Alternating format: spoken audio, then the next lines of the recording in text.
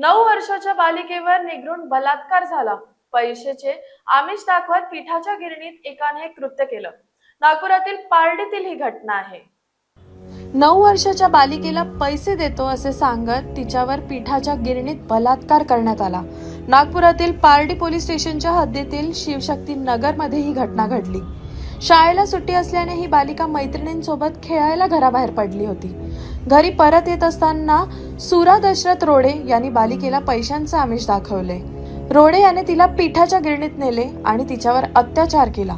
घाबरलेली मुलगी घरी परतल्यानंतर तिने हा प्रकार आईला सांगितला।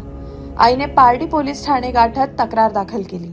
नमूद जो गुन्हा आहे हा लहान जी पीडित आहे तिचं वर्ष 9 वर्ष आहे आणि लहान मुलीच्या संबंधी हा गुन्हा आहे।